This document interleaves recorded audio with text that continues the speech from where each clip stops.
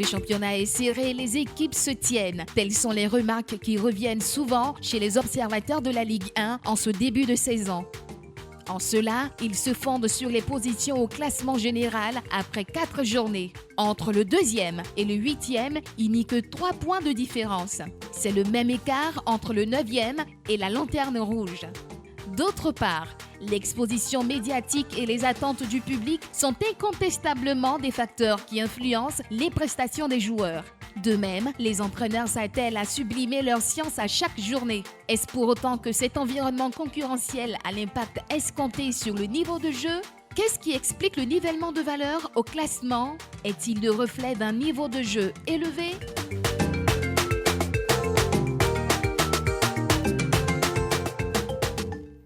Allez, on parle Ligue 1 ivoirienne ce soir. Êtes-vous satisfait du niveau de jeu après 4 journées, plus 225, 27, 21, 59, 93, 99. Alors, messieurs, les positionnements un tout petit peu resserrés au classement. Est-ce que cela reflète un tout petit peu le niveau de notre Ligue 1? Le Stade Abidjan notamment qui quitte en Ligue 2, qui pour l'instant est en tête de ce championnat. La SEC Mimosa également, qui a quelques journées en retard. Oui. Voilà, mais qui mettait le cap. D'autres équipes qui évoluent en dents de scie. Oui, on peut le dire, il y a quand même un certain resserrement du niveau au niveau de chaque club. Vous savez, il y a des défis qui arrivent dans quelques années concernant le football ivoirien. Et beaucoup de clubs ne veulent pas prendre ce train en retard. Donc des investissements, je ne vais pas dire colossaux, mais importants, ont été consentis, notamment pour se bâtir de très bons effectifs.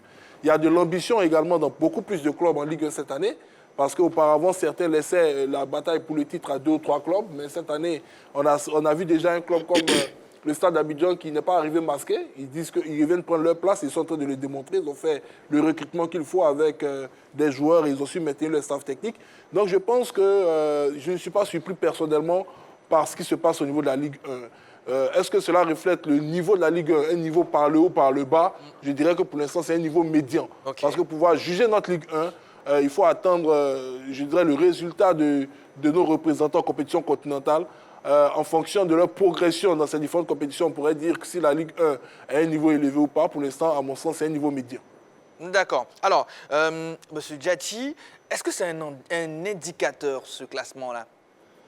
Bon, le classement est resserré. Nous ne sommes qu'à la 4e journée. Ouais, 4e journée. Nous sommes qu'à la 4e journée. Et attendons de voir. Bon, pour l'instant, comme il a dit, le Stade a fait quand même 7 ans en Ligue 2. Hein. Voilà. 4 ans en Ligue 2. 4 ans en Ligue 2, oui, c'est ça. 4 ans en Ligue 2. Donc, ils ont le temps. Ils sont encore un peu plus motivés avec cette montée-là. Ils sont plus motivés à venir. Mais on attend de voir. Pour moi, ce que j'ai remarqué, c'est quand même... Il y a des buts quand même. Il y a des buts. Ça, ouais. c'est déjà... En tout cas, quand on assiste les matchs, il y a quand même des buts. Bon, est-ce que cela dénote de la faiblesse de l'équipe ou bien du bon comportement des équipes? Mais déjà, c'est déjà bon avec cet engouement qui mais on n'est qu'à la 4e journée et on attendons de voir vraiment. D'accord. Comment je suis parfaitement... Je fais un petit rappel. Roger, permettez-moi, s'il vous plaît. Oui, la Ligue 1, on parle de Ligue 1, bien sûr. Êtes-vous satisfait du niveau de jeu après 4 journées? Le téléphone est ouvert. Je rappelle le numéro de téléphone pour celles et ceux qui n'ont pas pu prendre note. Plus 225 27 21 59 93 99. Sans oublier la page Facebook de la 3. Et dans pas longtemps, on va lire la réaction d'Abdoul Razak Gouem. Oui, les positions sont très serrées et ça montre bien qu'on a un championnat qui est un peu équilibré. Je suis allé regarder un peu le tableau. Entre le premier, le Stade d'Abidjan, et le 5e, qui est Gagnoa, qui a 7 points, il y a 3 points. Entre ces équipes, vous avez le Stella, Denguele et la SEC Mimosa. Au milieu du terrain, entre le 6e et le 9 points, il y a 2 points. Et le 9e, il y a 2 points. C'est très, très serré. Et puis au bas du tableau, entre le 10e et le 16e, il y a 2 points également. Donc ça montre que oui, c'est très, très serré. Sur les 4 journées, il y a 5 matchs qui ont été déséquilibrés. 5 matchs qui ont été déséquilibrés. Denguele Azi 3-0, Stella Bouaké 4-0, Asek Bafing 3-1, Sol Bassam 3-0 et Stal Korogo 4-1. Pour le reste, vous avez des scores étriqués. 0-0, 1-1, 2-1, oui. Donc ça montre bien que, oui, c'est vraiment serré. Okay. Parce qu'il y a des équipes surprenantes qui jouent bien, qui sont là. Lys joue bien, Denguele joue bien, le stade crée la surprise. Les équipes traditionnelles qu'on attendait, qu'on pensait voir ce début de saison, on ne les voit pas vraiment. Oui. San Pedro, Afad, etc., etc. Oui, il y a du mouvement. On ne sait pas encore, quand on regarde le championnat comme ça, on ne sait pas encore qui va dicter cela véritablement. Mais maintenant, attendons le retour de l'ASEC et Gagnoua qui ont des points en moins. Ces deux équipes gagnent, ils vont nous trouver le stade Abidjan avec 10 points. Mais vraiment, en ce début de saison, il y a quelques sensations et ça montre que c'est un championnat qui est bien serré et c'est très bénéfique pour l'ensemble de cette compétition. Allez, Monsieur Yao Brandon nous appelle de Yopougon-Fin-Goudron. Bonsoir, Monsieur Yao Brandon. Oui, bonsoir, monsieur. Vous êtes en ligne, merci beaucoup pour ça. Dites-nous, comment vous réagissez face à notre question LGT? Concernant cette question, pour moi, je pense que c'est pareil. Hein. Voilà, c'est pareil concernant le niveau par rapport aux années antérieures. Seule différence est que la SEC n'est pas totalement leader comme les 2 dernières années que nous avions suivies. Voilà. Avec cette année où nous retrouvons un stade d'Abidjan promu en tête pour le début du championnat, c'est déjà très bon. Donc pour vous, le niveau n'a pas changé? Voilà, pour moi, le niveau n'a pas changé. Voilà, le niveau n'a pas véritablement changé puisque les cadres du championnat sont tous partis ailleurs. Voilà, on essaie de reconstruire de nouvelles équipes avec de nouveaux joueurs de part et d'autre. Je vois. Ok, voilà. D'accord. Merci beaucoup, Monsieur Yao. C'est un peu ça pour moi. Donc, voilà, vive que ces équipes essaient de maintenir un peu les joueurs sur une bonne période. Vous allez voir que même les supporters on réclame iront totalement au stade. Ils seront au stade. Oui, puisque l'Ivoire aime tout ce qui est intéressant. C'est ça. Voilà, s'il n'y a pas de bons, on n'ira pas au stade. S'il y a de bons, peu importe celui qui sera à la tête, l'Ivoire ira au stade. C'est tout. On ne peut pas mettre de l'argent, on ne peut pas voir une belle chose sans aller assister. Tu iras forcément assister à cette chose. Voilà, même si on n'a pas Messi et qu'on ramasse seulement que les enfants de 2 ans pour mettre sur le stade, les Ivoiriens iront 2 à 3 fois regarder Messi. Mais après, ils n'iront plus. Donc, il faudrait que tous les dirigeants sachent cela. Il faudrait qu'ils misent, s'ils peuvent faire des sacrifices sur 1 ou 2 ans, ils verront le rendement dans les années antérieures que l'Ivoirien ira au stade. Ils ne seront plus obligés de passer par la télé pour lancer des appels pour dire tel joueur, telle personne va venir. Après, voilà. Ok, merci beaucoup, Monsieur Yao. C'est votre avis et on les respecte. Excellente soirée à vous. Okay. Abdul Razak Gouem rejoint un tout petit peu Monsieur Yao Brandon. Je ne sais pas si c'est le moment de fustiger un tout petit peu les dirigeants. Mais bon, techniquement, les joueurs ne sont pas mal. Ce qui manque à ce championnat, ce sont des tueurs de surface. Des attaquants. Il n'y a pas de grands buteurs dans ce championnat. Que la FIF trouve une bonne méthode qui va permettre aux fans de remplir les tribunes. Sur ça, bon, on va écouter le doigt Ndjati, mais avant à prendre la réaction de Dorgelès sur le niveau de notre championnat. Le niveau est moyen. Moi, je pense que ça n'a pas changé sur ce qu'on a vu la saison passée. L'ASEC qui était engagé en Coupe africaine, on l'a vu, il y avait des équipes qui sortaient leur tête de l'eau. Après, quand l'ASEC est revenu sur, comment on appelle, au plan local, avec libéré de tout ce qui est compétition, on a vu que l'ASEC a dominé tout sur son passage. Aujourd'hui, on a le stade d'Abidjan qui est arrivé bien sûr au niveau de la 2e division. L'ASEC n'est pas là, ils essaient de dicter leur cadence. Le plus important, ce que je me dis, est-ce que c'est sur la continuité qu'on va réussir quand même à juger ces équipes-là? On peut commencer fort. Aujourd'hui, vous avez 2e le Stella Club d'Adjamé, mais combien sont ces personnes qui peuvent parier que le Stella peut terminer 2e de notre championnat cette saison? Non, il ne suffit pas de commencer fort. C'est la continuité, la constance. Il a parlé tout à l'heure des attaquants, mais c'est le gros problème aujourd'hui de notre championnat. On a du mal à finir les actions. Généralement, c'est les défenseurs, c'est les milieux de terrain qui vont marquer. On n'a plus ces équipes-là où on s'est dit, bon, ce match-là, on aura peut-être un Goibi Syria qui va peut-être défier, peut-être un Togui Mel, on aura des buts. Non, aujourd'hui, on est obligé de se contenter des coups de pied arrêtés, des milieux de terrain qui essaient de créer la différence. On n'a plus ces attaquants-là capables d'aller marquer des buts. Aujourd'hui, c'est pourquoi je dis le niveau et les moyens. Je trouve que notre championnat nous donne beaucoup plus de milieux de terrain, par moment des défenseurs, que d'attaquants. D'accord. Et toujours sur la page Facebook de la 3, M. Kofi Mathieu est en ligne. On prend l'appel avant, bien sûr, le commentaire de M. Aboubacar Vier Camara. Bonsoir, M. Kofi Mathieu. Oui, bonsoir, le tout-puissant Jean-Baptiste. Inconditionnel de la 3. Monsieur Kofi Mathieu. Ça va, Mbato? Oui, ça va. Seulement, nous sommes sous une forte pluie actuellement. Ah ouais? Au moment où je vous appelle, ouais. Mais en tout cas, la Donc, liaison est très bonne et nous sommes oui, vraiment oui. pressés de connaître votre avis, tout simplement. Vraiment, toute la ville de Mbato est mobilisée pour vous suivre. Merci beaucoup. Oui, oui. Alors, je voulais intervenir sur le sujet là. Allez-y. Bon, je dis que le niveau, cette année, il est meilleur que l'année passée. Il est meilleur que l'année passée parce que j'ai assisté au match du Lys de Sassandra contre COK. Vraiment, surtout le COK m'a fait bonne impression. D'accord. Voilà. Donc, mais le problème du niveau de notre championnat, c'est lié au fait que nos présidents aujourd'hui, à la base, en créant les clubs, se disent que bon, je vais créer un club, s'il y a de bons joueurs, je vais les vendre. C'est tout. Donc, un club qui a un attaquant qui le vend l'année suivante. On perd une valeur sûre, j'ai envie de dire. Oui, oui, on fait du surplace. C'est-à-dire que chaque année, on essaie de voir s'il y a un éternel recommencement. Voilà. C'est ce qui nous fatigue. Ok. Je suis d'accord avec Roger Stéphane qui a dit un jour que à l'époque, il y avait des présidents comme le Simplice Zenzou, après Roger Ognien dans son début, il allait dénicher même des joueurs en France pour les faire venir en Côte d'Ivoire. Bon, aujourd'hui, c'est le contraire qui se passe. Quand j'ai assisté à un match il n'y a pas trop longtemps, d'accord. Un match de la... Il y a beaucoup d'intervenants qui... Enfin, on a beaucoup d'appelants, monsieur Kofi. D'accord. Donc, vraiment, c'était mon avis. Oui. Et puis, bonne émission. Je salue la grande team. Hein.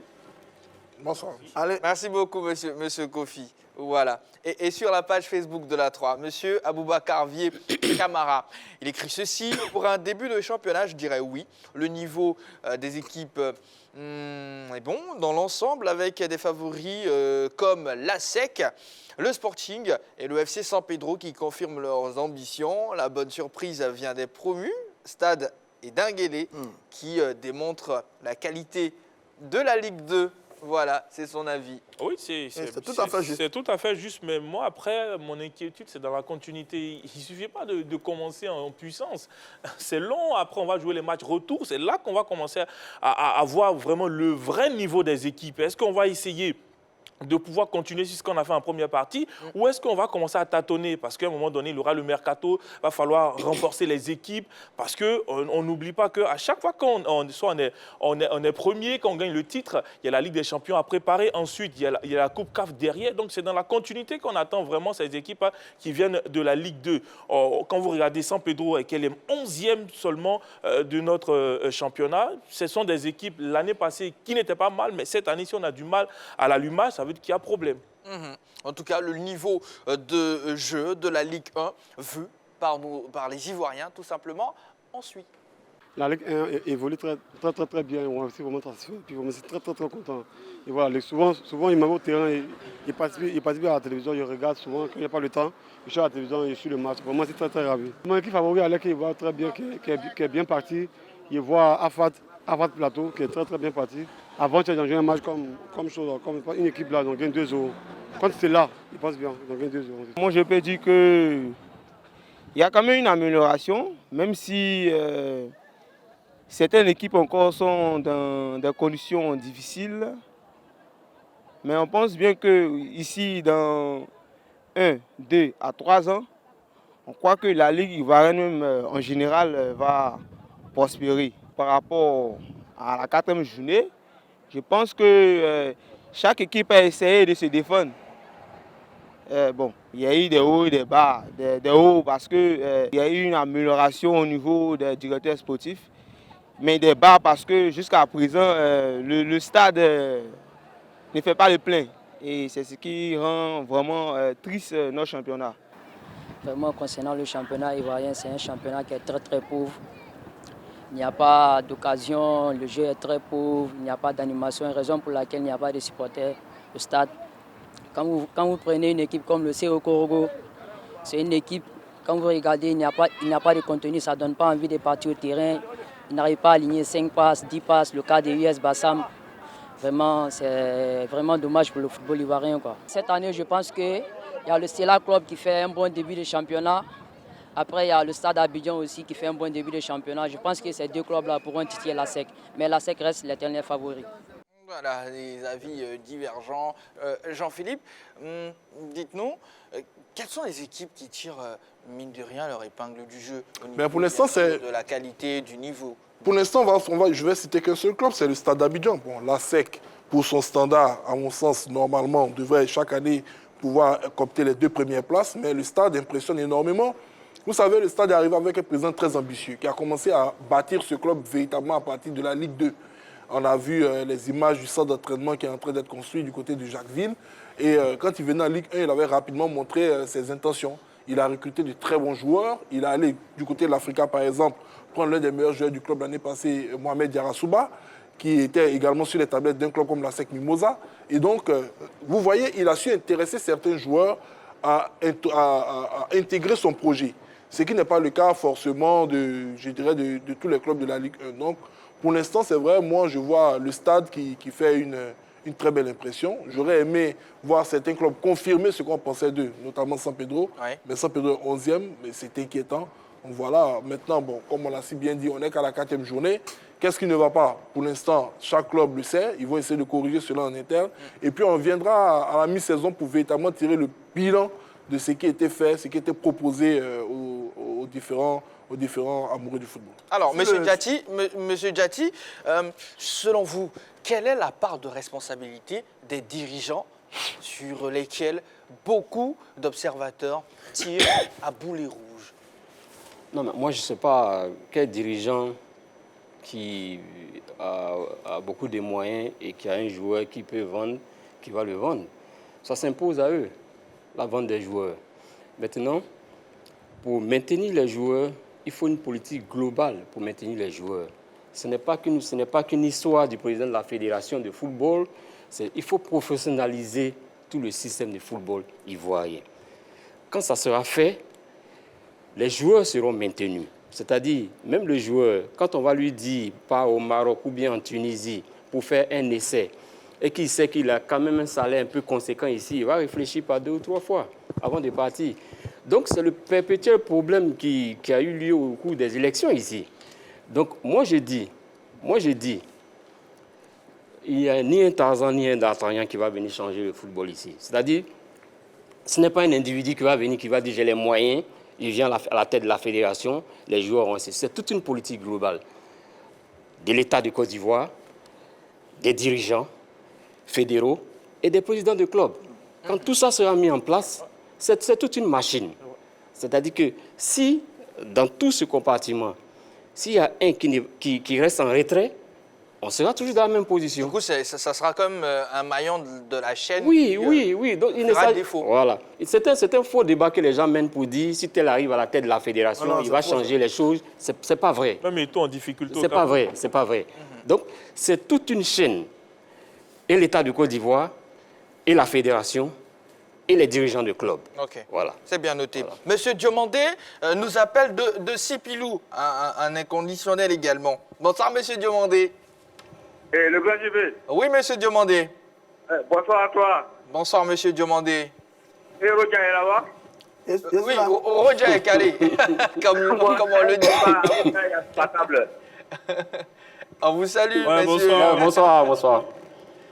Monsieur, bon, oui, monsieur Diomandé. Moi, je dis d'abord merci aux médias. Oui. C'est que la chaîne, la 3 que je suis beaucoup, vraiment avec des consultants valeureux, qui font des critiques à la tâche, à la hauteur de la tâche.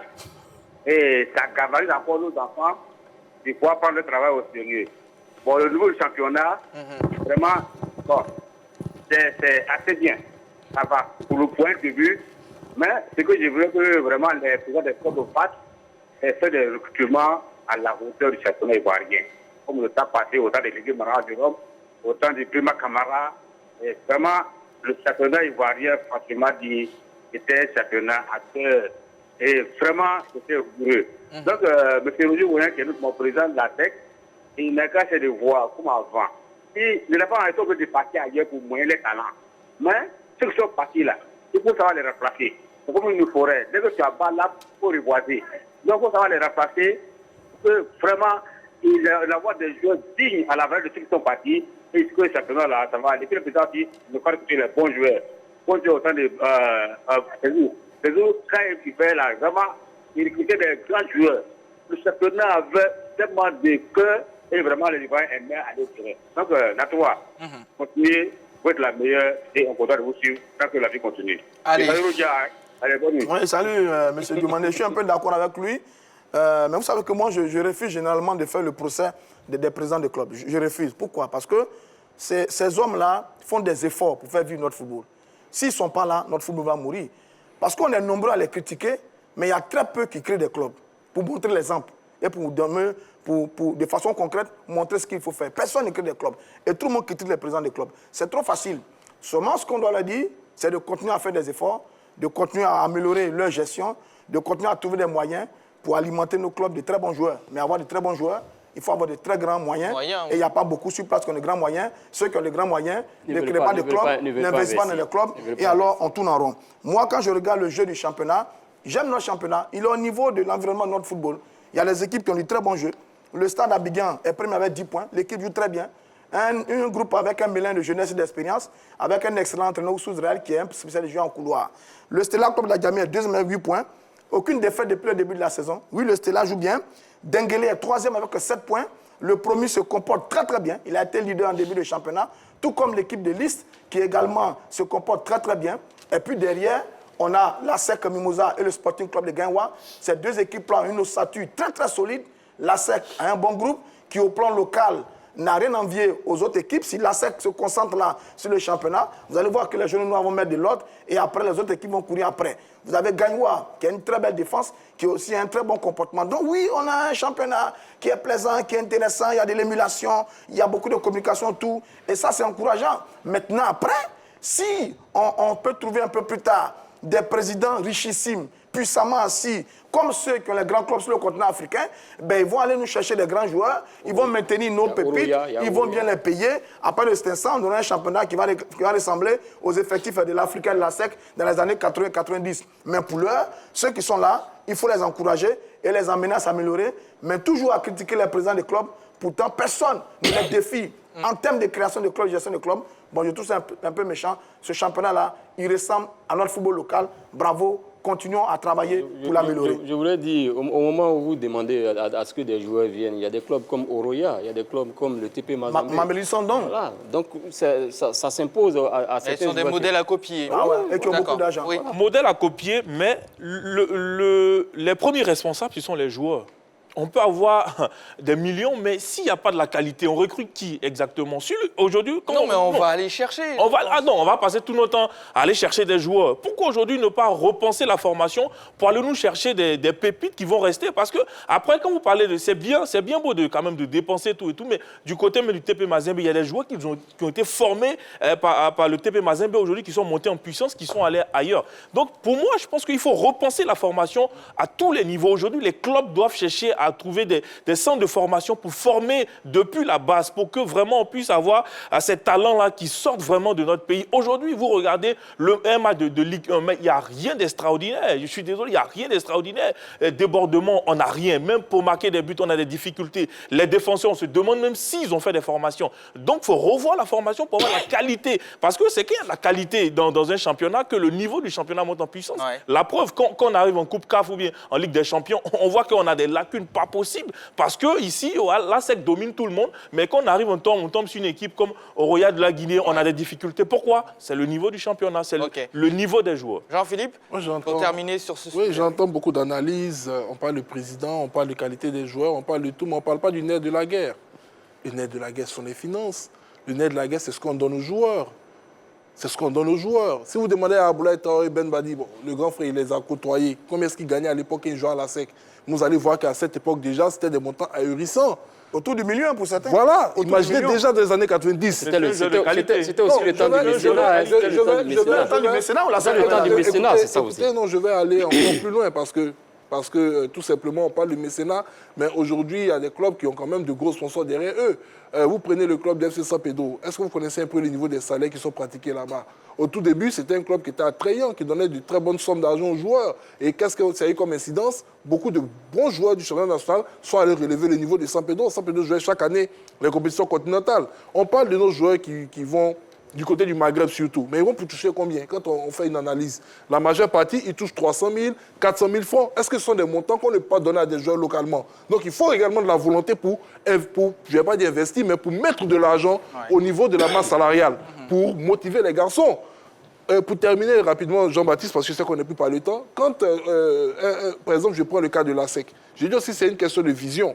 Vous savez que vous allez perdre Konaté, Karim. Vous savez qu'en Côte d'Ivoire, on a du mal à trouver des goléadors. Le second meilleur attaquant, c'est l'attaquant du CO Korogo qui est dans les profondeurs. Mais si vous commencez à causer à l'enfant pendant 6 mois, que vous lui proposez un véritable profil de carrière, il viendra. Il viendra. Ouais. En lui disant, bon, tu joues un avec nous, la Champions League, si tu as une bonne proposition, on te laisse partir. Mais quand même, il y a des salaires. Il y a beaucoup d'éléments qui rentrent. Il y a des salaires de 300 et 400, on prend local, même 500. Ils sont combien? Il n'y en a pas beaucoup. Voilà, mais sinon, il y en a. Mais c'est ça qu'on prend. Mais il n'y en a pas beaucoup, malheureusement. Et c'est pas tête. Et en tout cas, on espère simplement le meilleur pour notre championnat. Il faut vraiment repenser notre football et je reste convaincu que ça va venir. Un petit halte sur un joueur qui a marqué l'histoire du ballon rond. Petit indice, il est chauve, il est français. On voit tout ça après la pub.